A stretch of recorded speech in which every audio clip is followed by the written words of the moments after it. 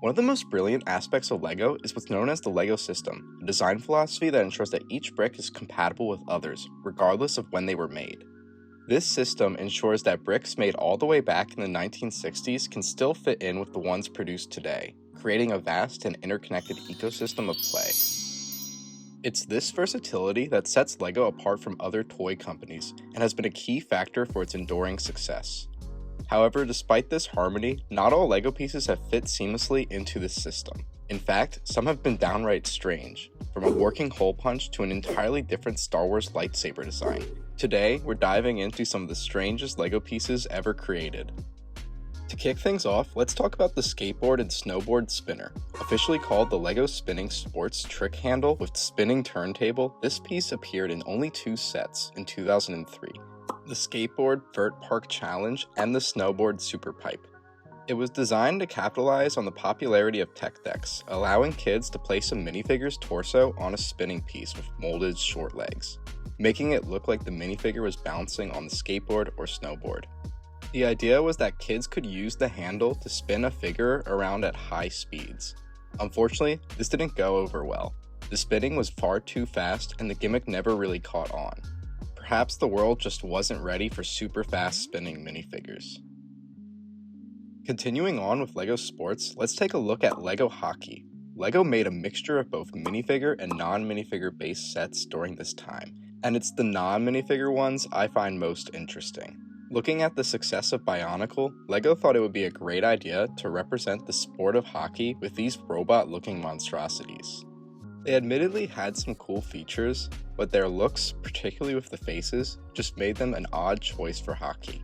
And a weird little bonus fun fact, the cylinder canister packaging some of the hockey sets came in actually doubles as a water bottle, with a movable cap on the lid. Attempting to bridge the gap between minifigure and lifeless robot, we also received this in-between creation in the form of a McDonald's toy, which utilized a minifigure head on a modified body that could push a large hockey puck around.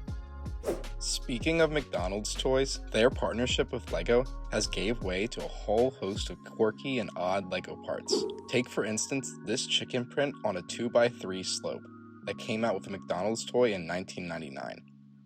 There were a variety of this style of print, some more bizarre than others, but my personal favorite has to be the official LEGO Grimace. While it's cool to see prints of iconic licensed characters, it's rare to get a whole singular LEGO piece dedicated to one, which is what makes this one-to-one recreation of 8-bit Mario so special. This piece from the NES set is a perfect homage to the retro gaming era, and could be in the running for one of the most accurate interpretations of a character LEGO has ever done. Now, speaking of retro, let's rewind all the way back to the 1960s when LEGO was still figuring out its early brick system. During this time, LEGO produced an odd piece known as piece number 650. Yes, that's actually how short part numbers used to be. This unique component consists of 2 2x2 bricks connected by a thin, flexible piece of plastic. It's a surprisingly practical piece for its time, but when you look at it, it's hard to tell how it fits into the larger LEGO system. It was designed to be used as a hitch for attaching trailers to various vehicles. However, nowadays we have much better ways of doing that. Now, some LEGO pieces have real-world practical applications. For example, what if I told you that this white hole punch is actually LEGO, and it's selling for a jaw-dropping amount on the secondary market? Released in collaboration with the Japanese company Muji, this hole punch could only be purchased in Japan for a limited time. The hole punch was specifically designed to create holes the exact size of a LEGO stud, at 5.1 millimeters. Compared against the standard 6mm hole most hole punches produce. The idea was to allow kids to incorporate paper into their LEGO builds, but unfortunately it had a few issues, including difficulty lining up the punch and frequent jamming. The project was soon cancelled, but its rarity has made it one of the most expensive LEGO pieces today, often fetching around $200 on the aftermarket. Another LEGO piece with a supposed practical purpose is this brick vacuum, released in 1991, which was designed to be able to scoop up bricks on the ground after play. This would receive a re-release in 1993 in the form of Polly Pickup, the Parrot Brick Scooper, which gives this whole thing a lot more charm. The body of the scooper may be in the running for one of the largest singular LEGO pieces ever created. However, not all LEGO pieces are quite as practical and desirable. Take, for example, the LEGO Baby that appeared in 2016. It's the one we know and love today, but before that, there were some rather unsettling baby designs. Before the 2016 baby, the closest thing we had was the swaddled baby piece, which looks perfectly normal now compared to some of its predecessors. Take a look at this LEGO Scala baby, which for some reason looks like it doesn't have hands. Or even worse, the LEGO Belleville babies, whose eyes are as disturbing as they are soulless. And let's not forget about the Duplo baby, that looks like it knows something we don't. But as unsettling as these babies were, they don't hold a candle to what is possibly LEGO's most cursed theme ever, Galidor. This line was meant to be LEGO's next big thing, but it ended up being a major failure.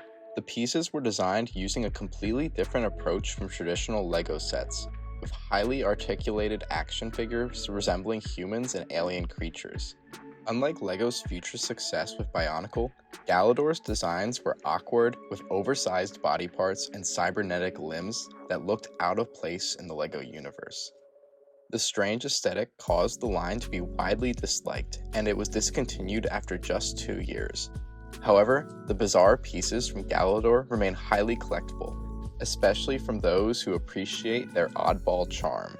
One of the most infamous pieces, a McDonald's toy that's simply unsettling.